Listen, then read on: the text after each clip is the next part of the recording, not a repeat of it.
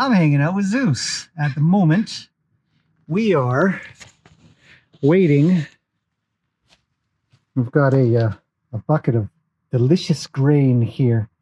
Well, a little tiny bit, a couple handfuls of some sweet pea-ish sort of thing. Some alfalfa cubes and some very tasty apples. I'm just waiting for the kettle to just warm up the water a little bit more, because this stuff will break down faster in warmer water compared to cold water. It's not that cold, but cold water is much slower. Quick tip for anybody that's doing grain, you didn't know that. This guy. What are you looking at? Nothing here. I want to talk about food aggression a little bit. Been meaning to do this for quite some time. I even put up a little teaser shot of a video that I'm working on that's taking a little bit of time because it's hard. But it's a 3D shot of a horse and their stomach, sort of the size of the stomach in relation to the horse, and then a little bit of acid inside that you can kind of see because I'll show the picture. So I want to talk about stomachs of horses, but it requires a little bit more prep. So today I thought I would do a video on showing food aggression in horses, even horses that live their lives with constant food all the time. You guys have been here. Where's he going? We feed hay bags 24/7 hay, good quality hay. They don't really run out unless you are slow. Like today, I purposely kind of left it. I mean, some of them still have, hey, Gracie, I don't know if you can see her. She's still munching away. Romeo's got some. I never let him run out. These two are kind of, hey, top us back up, and Luke's got a, but for the most part, it's kind of near the end for all of them, and they get a little bit like, hey, let's get some fresh, good stuff, because we picked all the good stuff, and we want to eat all the, you know, the stuff that's sort of left over that they leave for last. Horses just do that. It's no different than us, I guess, when you have a plate full of food and you're like, Brussels sprouts? No. Everybody likes Brussels sprouts. Well, you're weird. Anyhow, so what I want to show today is that even though they're all well fed, and what I'm going to talk about in the stomach video needs should be met, we're still going to see behaviors, natural behaviors that happen when presented with something tasty. It wouldn't be any different than if you really like cookies or donuts or whatever. Okay, this thing's making noise. Definitely hot enough. Probably too hot. We'll add some cold water, but we really want to get this started. Numbers. All right. Okay, so we'll let that sit a little bit, and then we'll give it a stir, because the water will get soaked up real easy, and then we'll add some cold water. The ghost. So, it's natural, it's normal. You like cookies, donuts, whatever you like, and somebody says, hey, you want some? Even if you're, you know, there's always room for dessert, sort of concept. Horses are a little different. They eat for survival, not for pleasure like we do. Or at least we think that's how they think, because they think sort of in the moment.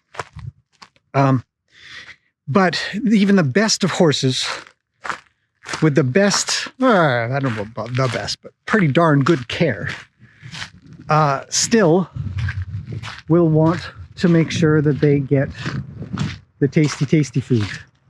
Right, Lena? You still have some. Yeah. See, she still has a little bit left in there, but it's the end bits. You know, it's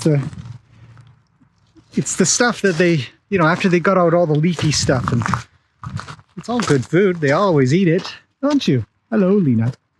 Hello. Yeah. So, we're gonna get on with that and try to give examples of what it looks like.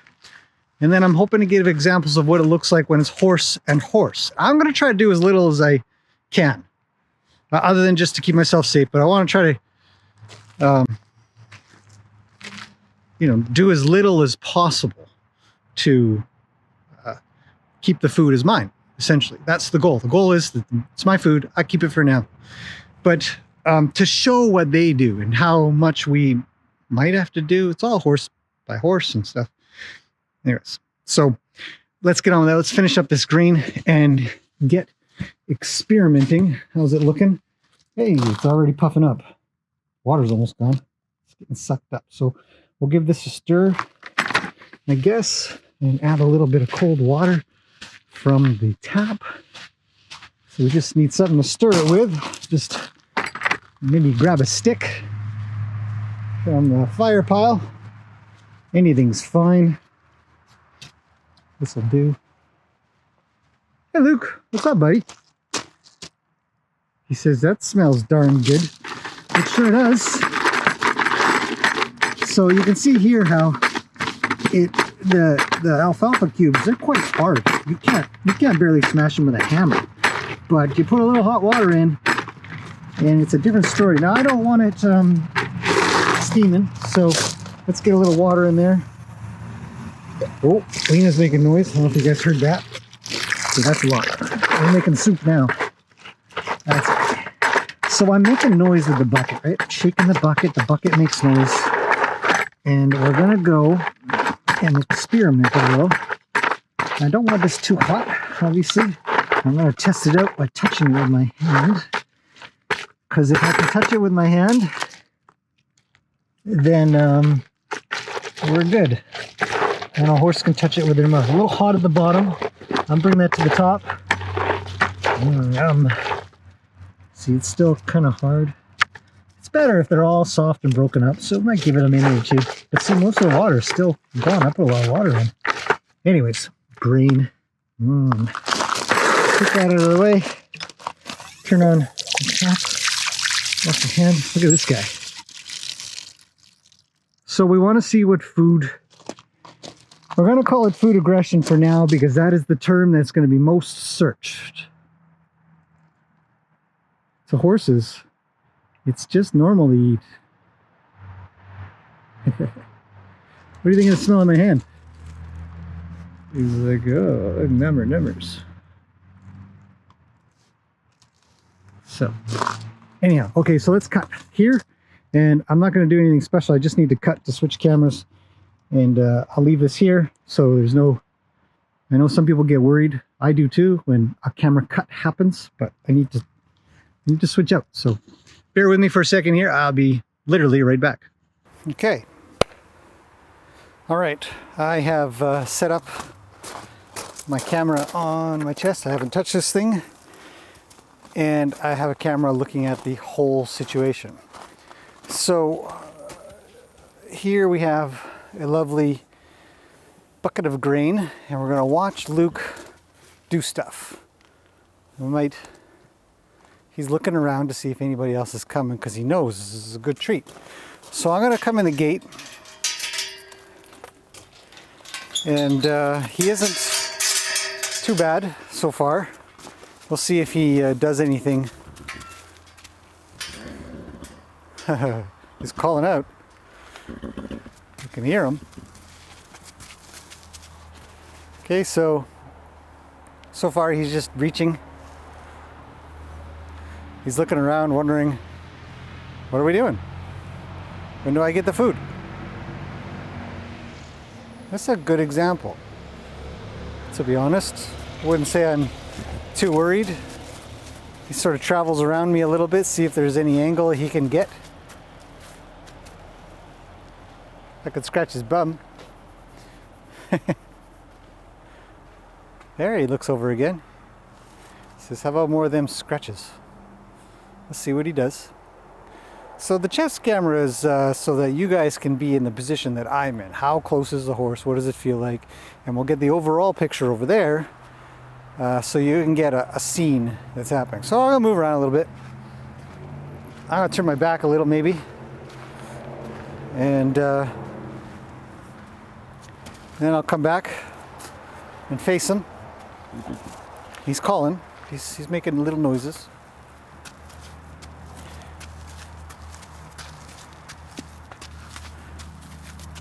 He's circling. Now, one of the things that I can definitely highly recommend, look at him leave, is doing this kind of activity in a large space. I'm gonna put the bucket down. I'm gonna let it go and sort of take it out of my ownership, but just step over it. Maybe I pet him. He's not doing anything too bad, so I could probably give him a little rub here and there, just to say, hey, I'm here. This is my space a little bit. You know, rub his ears a bit. This is going to be a good opportunity, actually. If you've got a horse that's troubled with being touched and stuff like that, and they want to be, you can borrow the draw of the bucket to get some stuff done. Not that Luke has any trouble with me touching his ears, but we'll see this when we move down the line. Hey, buddy. Good boy. Okay. Now I might ask him to back up a little. Say, hey, back up, back up, back up, back up. Good boy. And you pet him. And I might back up a little. But this, having a nice big space, is a great place to do this kind of work. Don't do it in a stall or somewhere there's very little space to do anything in.